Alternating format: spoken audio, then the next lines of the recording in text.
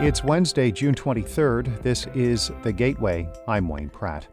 The head of the St. Louis Metropolitan Pandemic Task Force is reflecting on the past 14 months, which have offered unexpected lessons about public health. A lot of the issues aren't necessarily sort of these scientific and medical issues. I think they're more cultural and more social. In just a few minutes, Dr. Alex Garza speaks with St. Louis Public Radio's Sarah Fenton about the continuing health crisis. A special session of the Missouri legislature starts today. It will center on a tax Missouri uses to fund Medicaid.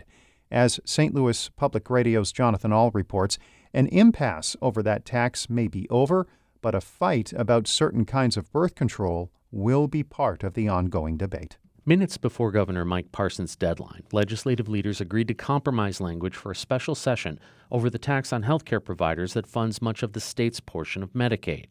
The deal includes the possibility of prohibiting Medicaid from paying for some kinds of birth control, including IUDs.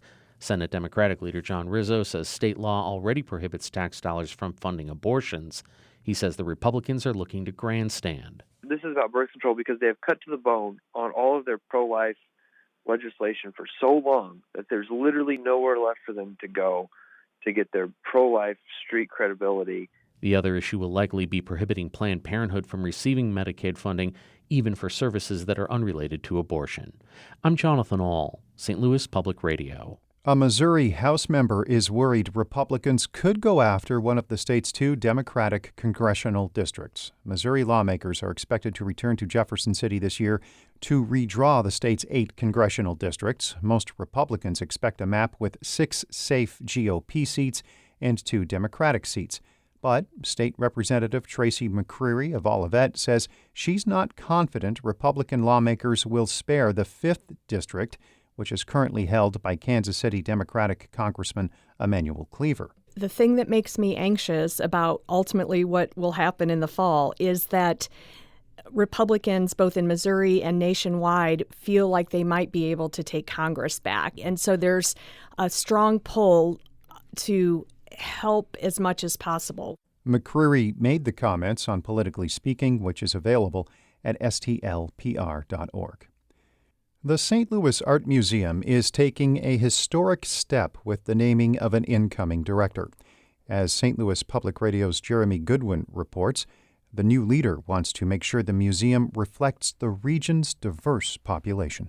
Min-Jung Kim has worked at the Guggenheim Museum in New York City and the New Britain Museum of American Art in Connecticut, where she's been director the past 6 years. Kim says she was attracted to St. Louis Art Museum in part because the organization has already started work on boosting diversity and aims to become inclusive from top to bottom. Really looking at how diversity is represented across the organization in terms of how investments are made, what the educational programs are, how the libraries are set up. Kim is the first woman and the first person of color hired as director of the museum. She's a native of South Korea who has degrees from universities in the U.S. and London. She'll replace Brent Benjamin, who's been at the helm 22 years. I'm Jeremy Goodwin, St. Louis Public Radio. A federal appeals court panel has struck down the Federal Energy Regulatory Commission's approval of a natural gas pipeline that runs through parts of Missouri and Illinois. A 3-judge panel of the U.S. Court of Appeals for the District of Columbia has ruled the commission, quote, failed to adequately balance public benefits and adverse impacts in approving the Spire STL pipeline. The court also says the commission failed to prove the line was needed. A statement from St. Louis-based Spire calls the ruling disappointing. The company is considering its next move. The statement also says the ruling jeopardizes reliable energy access to 650,000 homes and businesses in the St. Louis area.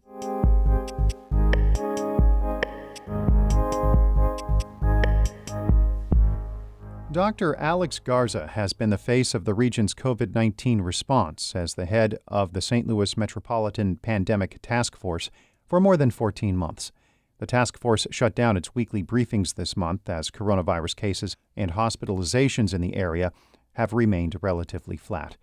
St. Louis Public Radio's Sarah Fenton asked Garza about his work and how healthcare employees are dealing with the psychological toll of the past year.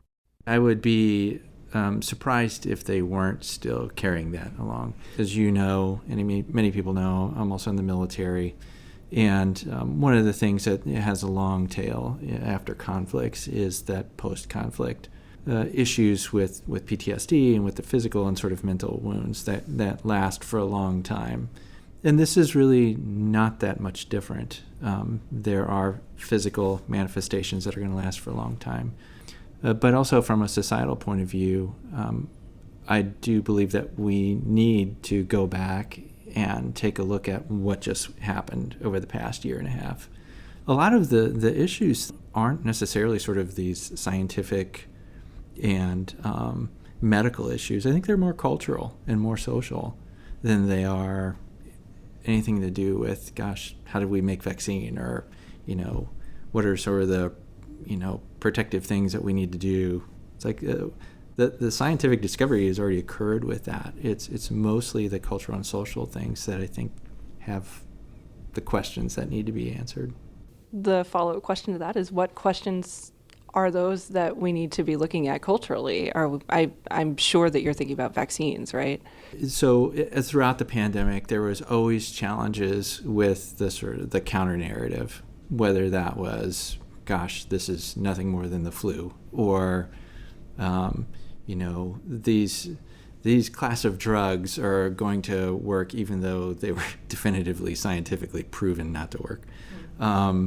The whole issue of mask wearing, which took on a whole nother political and social dynamic, even though without a doubt the science was shown to for them to be effective. And then the same thing with vaccine. Let's talk about the patients. Who are you seeing come into the hospitals with the coronavirus right now, and is it a manageable caseload at the moment? The populations that we're seeing now, mostly unvaccinated. And when I say mostly, the last time we sort of snapped the line on this, it was like 97% of people that were admitted to the hospital were unvaccinated. And it's also a younger cohort of patients, and so which goes along with the narrative for vaccinations. I think it's very frustrating and somewhat disappointing for the healthcare workers to still be taking care of patients from this disease that by and large is almost universally preventable. My last question is related. We're looking at vaccine hesitancy, and then I'm hearing a lot about new variants emerging. Is it possible that the two of those factors combining could take us back to where we were last year? Is that something you're worried about? I do worry about it. I think it's, though, possible that we will see an increase in hospitalizations with younger patients, but probably not to the level that we saw in the fall and winter. What drives the pandemic? There's a couple of things that drive it. One is the virus. So if you throw in a new virus that's more transmissible, that causes more disease, then that's going to naturally cause more cases, more hospitalizations. The second one is, what sort of mitigation strategies do I have? And as you know, virtually all the mitigation strategies are gone now. And then the third component is the vaccination strategy. And if you aren't increasing that every day, that's always going to tilt the equation in the wrong direction. As I tell people, this is just science and math. There's no magic to it.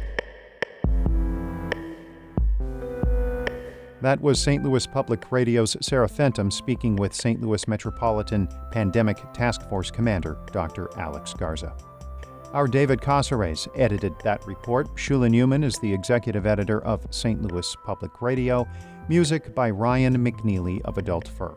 I'm Wayne Pratt. This has been The Gateway.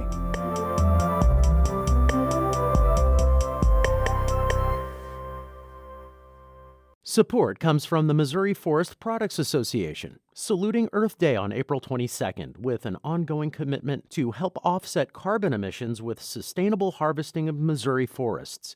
Details at choosewood.com.